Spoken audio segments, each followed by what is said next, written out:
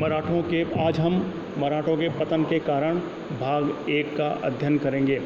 मराठों के पतन के कई कारण थे, जिसमें से प्रमुख कारण था सबसे पहला संगठन का अभाव। मराठों का एक विशाल साम्राज्य था, लेकिन इसकी सबसे बड़ी कमजोरी यह थी कि यह सुसंगठित नहीं था। मराठों में कभी भी अपने राज्य की स्थापना एक सुसंगठित राज्य की भांति नहीं की। उन्होंने कभी भी अपने नागरिकों को एक नंबर की शिक्षा, रक्षा, भौतिक उन्नति और नैतिक विकास का उत्तरदायित्व अपने ऊपर नहीं लिया। उनका एकमात्र लक्ष्य धन लूटना और अपनी शक्ति को स्थापित रखना था। ऐसा राज्य नागरिकों की वफादारी नहीं प्राप्त कर सकता था। ऐसा राज्य वस्तुतः राज्य न था और उसकी जड़ें खोखली नींव पर आधारित थी।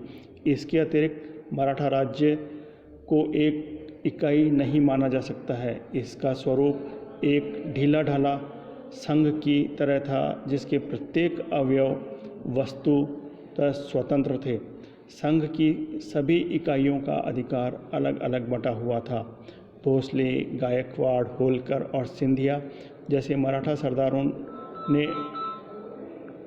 अपनी कोशिशें की और अलग अलग विभाजित थे।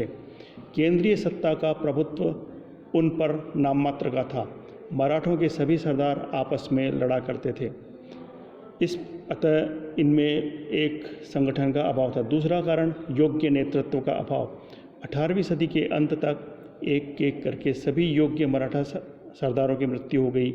महादजी सिंधिया की 1794 में, अहिल्याबाई होलकर की 1795 में, पेशवा माधवराव की 1795 में, तुकोजी होलकर की 1797 में और नाना फडणवीस की 1800 में मृत्यु हो गई।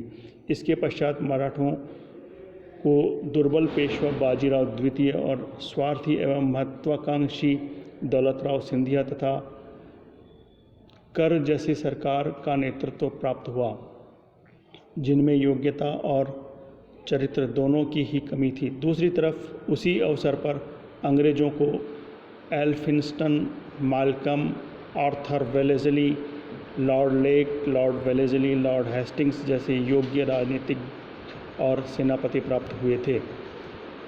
तीसरा कारण था दोषपूर्ण सैन्य व्यवस्था।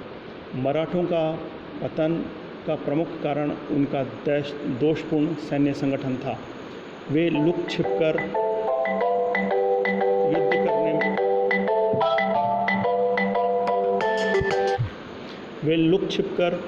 युद्ध करने में तो निपुण थे, लेकिन खुलकर मैदान में युद्ध करने की कला से वह पूरी तरह विज्ञ नहीं थे।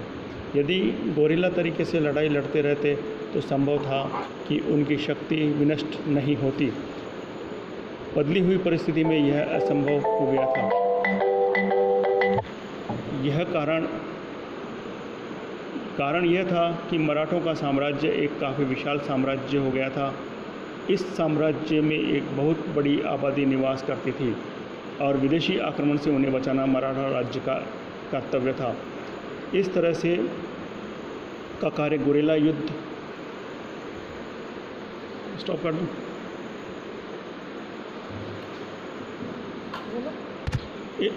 आज हम बस यहीं तक अध्ययन करेंगे। इसके बाद द्वितीय भाग के अंदर मराठों के पतन के कारणों का अध्ययन करेंगे।